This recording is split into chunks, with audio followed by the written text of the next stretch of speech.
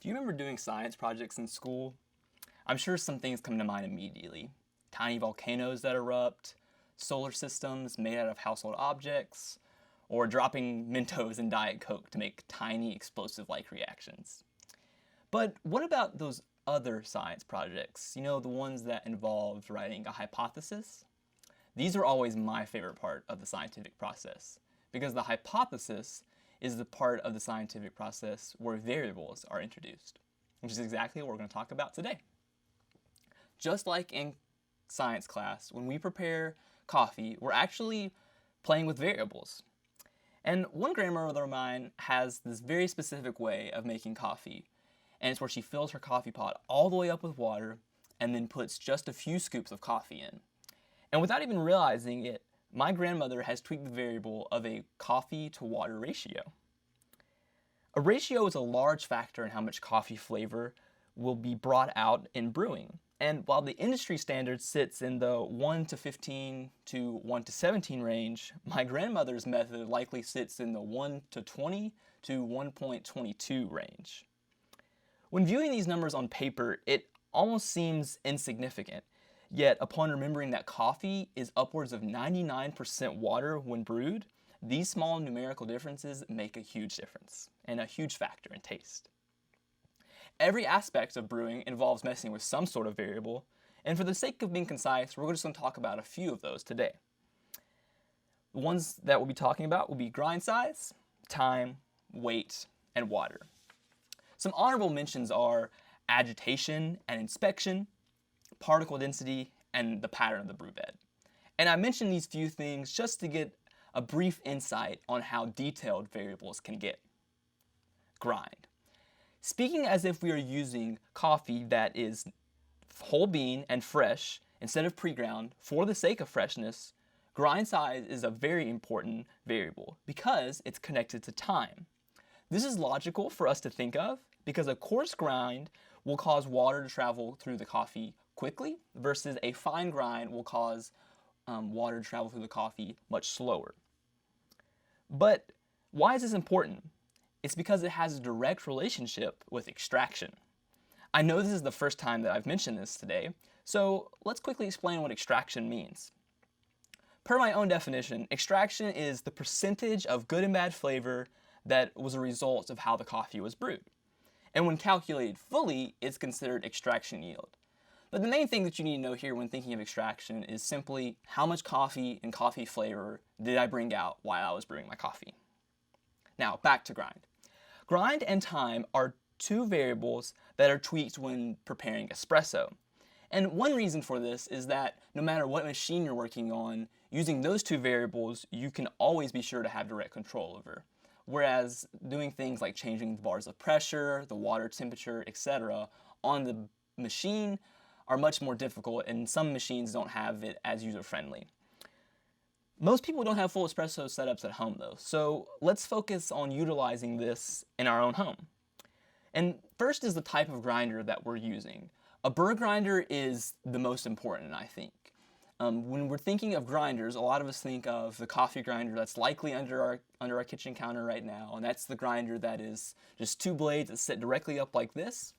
Whereas a Burr Grinder, like my Sete here, has Burr blades, and that means that the blades sit on top of each other like this, and when adjusted, they're farther apart or closer together, coarse or fine, respectively.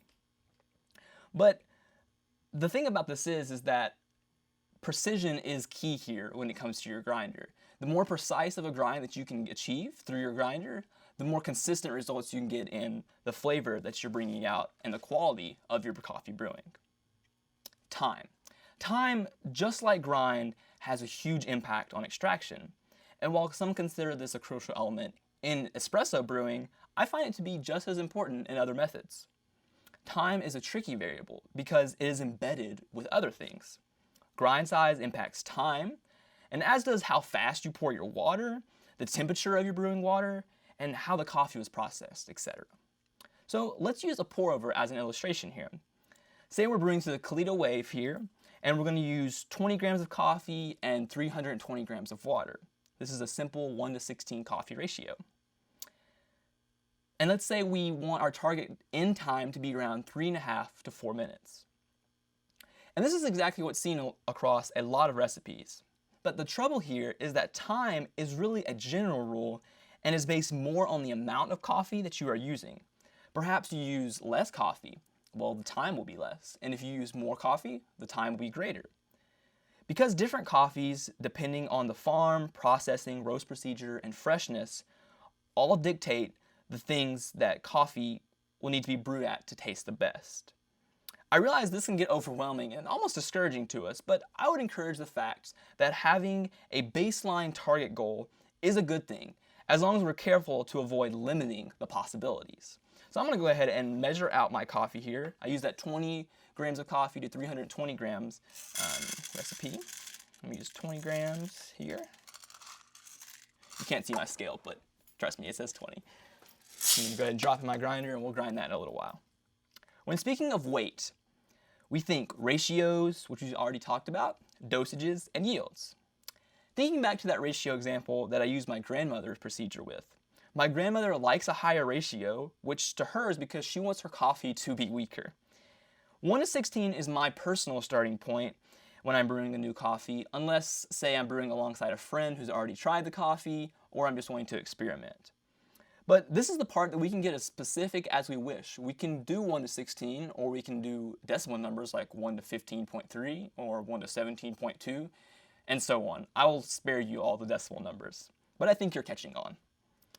But what about dosages? What do I mean by that? That's just a scientific and fancy way to say how much coffee we're using. So my dosage here, like you just saw, was 20 grams. And for most pour-over drippers, like the Kalita Wave, or say you have a V60, or really any other ones that are around this similar size, they do best with amounts of coffee in the 15 to 30 gram range. And that seems to be the average. And there is no right or wrong answer here, but I will say that there are numbers that undeniably work better with said methods. For me, in the Kalita, I really like using 17 grams. For the way that I brew, it just works the best. But say we're using like a Chemex or a coffee pot, you'll need to use somewhere around 30 to 80 grams of coffee instead of that lower amount. And I realize that that's a wider window, but these are also larger devices that require more coffee to get the best experience out of them. I mentioned yields, but what does that mean? Again, I'm using this word as an introductory to get us more comfortable with advanced terminology. So going back to our pour over of 20 grams to 320 grams of water, while 320 grams of water was poured, 320 grams of coffee, extracted coffee that is, will simply not end up in the vessel that we're brewing into. It would perhaps be around 300 grams or even less. But why does this even matter? It is a fundamental number that we use when calculating total dissolved solids, otherwise known as TDS. And while we're not going to talk about that today, know that it is the scientific way to simply determine how much coffee was truly brought out during brewing in a very numerical way. Water. As aforementioned, brewed coffee consists mostly of water. And this means that water is a huge factor in how coffee reacts when it's being brewed, and moreover, how it tastes. And for now, I'm just going to focus on water temp. A fast way to understand water temp in coffee brewing is actually to take a quick departure from talking about coffee at all and talk about cooking. When you place meat on a hot pan, it cooks immediately, or it begins to cook immediately. And the higher the heat, the faster, albeit perhaps uneven, the meat will cook. Whereas using a slightly lower heat and introducing time, the meat can cook more thoroughly. And this usually results in the flavor, the mouthfeel, texture, and aftertaste to become much more balanced than if you had just cooked on high heat the entire time. And there are plenty of exceptions to this rule both in cooking and coffee brewing, but the basic idea remains. There is much discussion as what is considered the perfect temperature for brewing coffee. But for the sake of having a good starting point, I will say that between 198 Fahrenheit to 205 Fahrenheit is a good window. I tend to brew with temperatures that are higher, but you might find that you like brewing with temperatures that are lower. Our favorite rule to keep in mind also to determine what temperature to start with is this, that higher altitude coffees are higher in density. In turn, they require a higher temperature to dissolve. The same is said for lower altitude coffees. Lower temp dissolves solids slower, higher dissolves faster. And that's a little rule I learned from my friend Nicholas. All of these are my own observations, and when I measure TDS in coffee, I've noticed a trend above all, that having a consistent water temp, be it high or low, is ideal for predictability in your brewing. And predictability is a great thing whenever you're doing a science experiment, because then you know the steps you need to take to get the best result. So we're going to use the same things that I was talking about here with a pour over, and as I do my pour over, I'll talk through what I'm doing so you guys can get a more solidified idea about all the concepts we talked about. I'm going to grind my coffee that I already put in my grinder here a minute ago.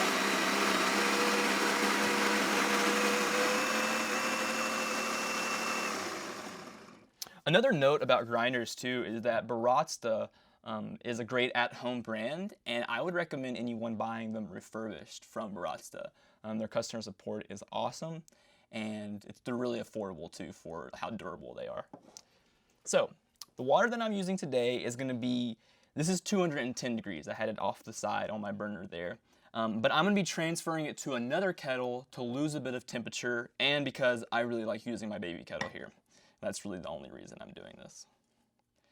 However, I will say that there's a lot of contingencies, I suppose, about perfect water brewing temperatures. And James Hoffman has put out a video talking about brewing with really high temperatures. I've talked to some of my really good friends about using lower temperatures. And the bottom line about temperatures to me is that having control over your water temp is ideal. Because if you can set it to an exact temperature every time, you're going to have better results every time. Now, what's the best temperature? I can't really tell you that. I'm using, when this is transferred like this, it's probably sitting around 207 or 208. But having the more consistent water temp will help, most certainly. All right, so I poured my coffee in that I already weighed out. Going to give my cleat a little shake here to make it nice and level. And you can't see my scale, but I'm going to go ahead and zero it out, make sure that my timer and my amount of, or my gram side of my scale is at 0 as well. So I'm going to start my timer simultaneously here as I start pouring.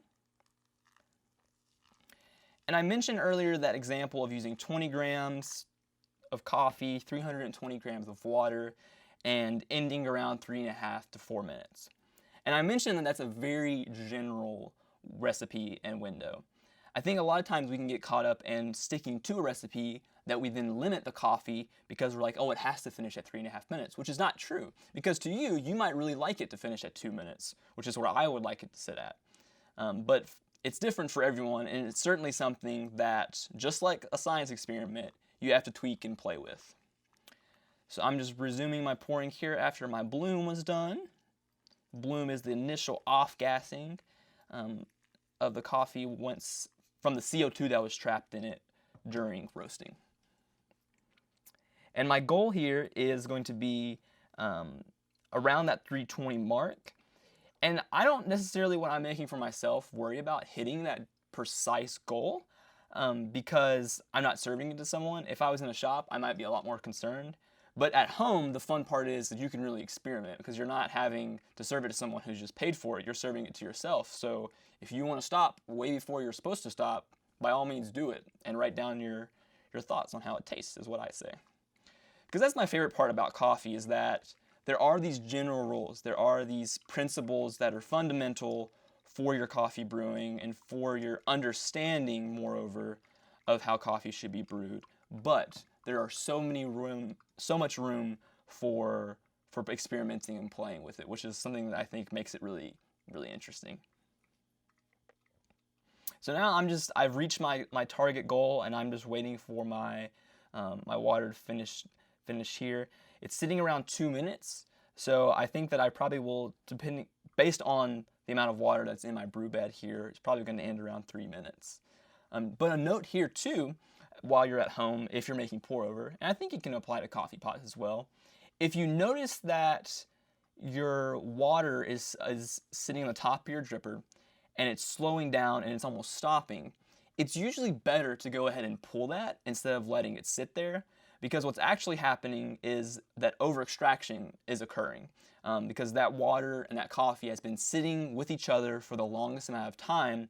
And when on one side of our mind we want to think, well, it's getting the most flavor out, so I want that water to continue dripping, it actually can be a damaging factor to your overall coffee taste.